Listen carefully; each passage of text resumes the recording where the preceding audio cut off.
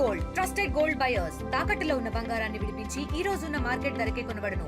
మరిన్ని వివరాలకు సంప్రదించండి 7710 జరిగింది. మాజీ ముఖ్యమంత్రి ఆ పార్టీ అధినేత జగన్మోహన్ రెడ్డి అధ్యక్షతన ఈ కార్యక్రమం జరిగింది. మొత్తం వైఎస్ఆర్సీ సంబంధించిన ఎమ్మెల్యేలు కావచ్చు, నాయకులు కావచ్చు, వాళ్ళంతా కూడా పాల్గొన్న పరిస్థితి. ప్రస్తుతం మనతో మాట్లాడడానికి మాజీ ఎంపీ మార్గాన భరత్తో మాట్లాడదాం. సార్, ఏంటి ప్రధానంగా ఏ సమావేశం ముఖ్య ఉద్దేశం ఏంటి, ఏం చెప్పారు మీకు మీ అధినేత? ఇప్పుడు ఒక్కటే అంశం అండి. ఇవాళ సంవత్సరన్నర కాలంలో ఈ కూటమి ప్రభుత్వము సంక్షేమ పథకాలు పూర్తి స్థాయిగా ఇవ్వకపోగా వీళ్ళు తీసుకుని వచ్చి సూపర్ 6 సూపర్ హిట్ అని చెప్పి సెలబ్రేషన్లు చేసుకోవడం ఏంటండి? బలవంతపు సెలబ్రేషన్లు. నేను ఇవాళ చెప్తా ఉన్నా, మీరు ప్రజల దగ్గరికి వెళ్ళి గ్రామాల్లో అడిగితే మీరు ఇచ్చిన సంక్షేమ కార్యక్రమాలు ఏంటి అనే దాని గురించి చెప్తారు.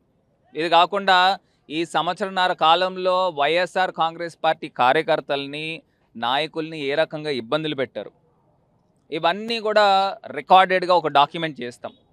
డాక్యుమెంట్ చేసి అప్లోడ్ చేసి ఇవన్నీ కూడా ఒక digital library YSR Congress party లోపల డాక్యుమెంట్స్ ఉంటాయి. రేపు జగనన్న 2.0 వచ్చిన తర్వాత ఖచ్చితంగా ఇవాళ మేము చెప్తా ఉన్నాము, ఏ కార్యకర్తకైతే అన్యాయం జరిగిందో ఆ కార్యకర్త తలెత్తుకునే విధంగా అన్యాయం చేసిన వాళ్ళని ఖచ్చితంగా చట్టం ముందు నుంచోబెడతాం. వాళ్ళకి శిక్ష పడే విధంగా వ్యవహారం కూడా ఉంటుంది. ఈ డాక్యుమెంట్లో కొన్ని వేల కేసులు రానివ్వండి, లక్షల కేసులు రానివ్వండి, ఇవన్నిటికి ఎప్పుడైతే రాత్రి అవుతుందో రాత్రి తర్వాత వచ్చేది తెల్లవారుజామున.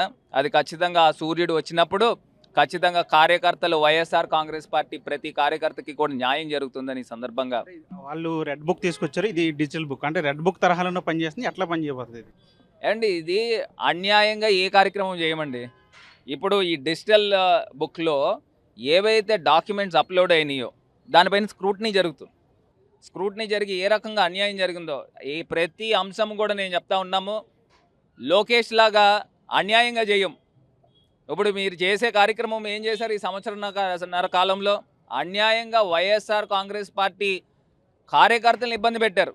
నేను మొన్న మెడికల్ కాలేజ్ ఎపిసోడ్లో మా పార్టీ నాయకుడు యూత్ ప్రెసిడెంట్కి ఏం చేశారనంటే అర్ధరాత్రి 12ంటికి వాళ్ళ ఇంటికి 15 మంది పోలీసులు వెళ్ళారు.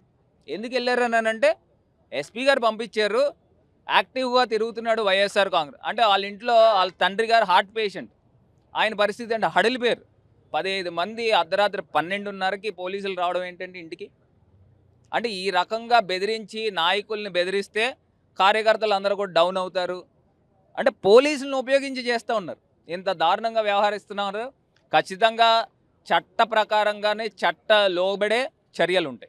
ప్రతిపక్ష హోదాకు సంబంధించి ఏమైనా చర్చ జరిగింది? ఎందుకంటే వాళ్ళు కూటమి ప్రభుత్వం నుంచి ఆహ్వానిస్తున్నారు, మీరు సభకు రండి, మాట్లాడండి, మీకు తగిన సమయం ఇస్తామని చెప్తున్నారు. మీరేమో సభకు రాకుండా మాకు ప్రతిపక్ష హోదా ఇస్తేనే అంటూ కూడా పట్టుబడుతున్న పరిస్థితి. దాని గురించి ఏమైనా చర్చ జరిగిందా?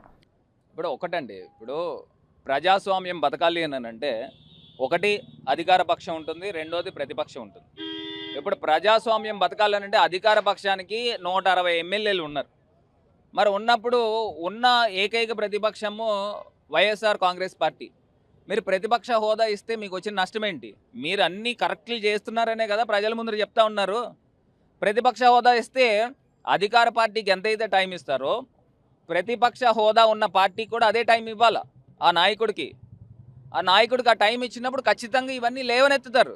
హోదాతో పని లేదు, మీరు అసెంబ్లీకి వస్తేనే కదా అసలు ముందు టైం ఎంత ఇస్తారు అనేది మీకు తెలిసేది. రాకుండా ఎట్లా చెప్తారని వాళ్ళు. నేను చెప్తున్నానండి, అధికారికంగా ఇస్తే మీకు వచ్చిన నష్టం ఏంటి? ఇప్పుడు బీజేపీ ఢిల్లీలో ఆమ్ ఆద్మీ పార్టీకి 67 సీట్లు ఉన్నాయి. 3 సీట్లున్న బీజేపీకి ప్రతిపక్ష హోదా ఇచ్చింది ఆమ్ ఆద్మీ పార్టీ. అది ప్రజాస్వామ్యం అంటే.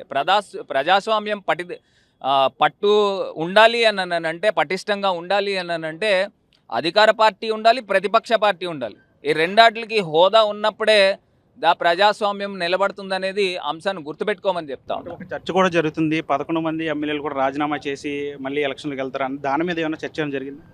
అవేం కాదండి. ఇప్పుడు మా నాయకుడు ఏదైనా నిర్ణయాలు ఉన్నప్పుడు ఖచ్చితంగా నాయకులు అందరితోనూ సమిష్టిగా కూర్చుని నిర్ణయాలు తీసుకుంటారు. ఇప్పుడు అలాంటి అంశం ఏం లేదు. అంటే ప్రస్తుతం రాష్ట్రంలో జరుగుతున్న మెడికల్ కాలేజీల ఇష్యూలుగా, ప్రైవేటీకరణ విషయాలు కావచ్చు, లేదంటే యూరియాకి సంబంధించి రైతుల సమస్యలు కావచ్చు, దాని మీద ఏ విధంగా ముందుకు వెళ్ళబోతుంది వైసీపీ? అలా దాని మీద ఏం చర్చ జరిగింది? ఇప్పుడు నేను ఒకటే అంశం చెప్తున్నానండి. ఇప్పుడు మెడికల్ కాలేజీల ఎపిసోడ్ ఉంది. అసలు మెడికల్ కాలేజీలు కూడా 17 మెడికల్ కాలేజీలు ఆంధ్రప్రదేశ్ రాష్ట్రంలో తీసుకొచ్చిన ఏకైక నాయకుడు జగన్మోహన్ రెడ్డి గారు. చంద్రబాబు నాయుడు గారు 15 సంవత్సరాలు ముఖ్యమంత్రి కింద ఉండి ఒక్క మెడికల్ కాలేజ్ కూడా తీసుకురాలి. ఎంత అన్యాయం అండి. ఇప్పుడు జగన్ అన్న తీసుకొచ్చిన మెడికల్ కాలేజ్ ప్రైవేటైజ్ చేయడానికి ఈయన ఎవరని అడుగుతా ఉన్నారు. ఎవరైనా చంద్రబాబు నాయుడు ఇప్పుడు అందులో పేద విద్యార్థులు డాక్టర్లు కాకూడదండి. ఇప్పుడు నిజంగా ఒక మెడికల్ కాలేజ్కి ఆనుకుని ఒక గవర్నమెంట్ డిస్ట్రిక్ట్ హాస్పిటల్ ఉంటుంది, అది కూడా ప్రైవేటైజ్ అవుతుంది. అంటే పేద ప్రజలు ఎవరైనా డిస్ట్రిక్ట్ హాస్పిటల్కి వెళ్తే వాళ్ళకి దగ్గర డబ్బులు తీసుకుంటారు ప్రైవేట్ హాస్పిటల్లో. మరి వేల సంఖ్యలో లక్షల సంఖ్యలో పేద ప్రజలు హాస్పిటల్కి ఎలా వెళ్తారండి? ఆ మాత్రం జ్ఞానం లేదా? ఇప్పుడు వీళ్ళకి ఉన్న కన్స్టెంట్ ఏంటి? డబ్బులు లేవని చెప్తా ఉన్నారు. అమరావతికి 1,00,000 కోట్లు కావాలంట. ఇప్పుడున్న మెడికల్ కాలేజీలకు 17 మెడికల్ కాలేజీలకు 5,000 కోట్లు పెట్టుబడి పెడితే అవి కంప్లీట్ అవుతాయి. ఆడతా పాడతా సంవత్సరానికి 1,000 కోట్లు పెడితే 5 సంవత్సరాల్లో వాళ్ళు కంప్లీట్ చేయొచ్చు. ఇది ప్రజల ఆస్తి. ప్రజలందరూ కూడా రోడ్లపైనకి రావాలి. ఎందుచేతనంటే ఇదే తరహాలో ఉత్తరాఖండ్లో జరిగితే ప్రజలందరూ కూడా తిరగబడ్డారు. పీపీపీ చేస్తామనంటే అక్కడ ఒక మెడికల్ కాలేజీని ప్రైవేటైజ్ చేద్దామనంటే.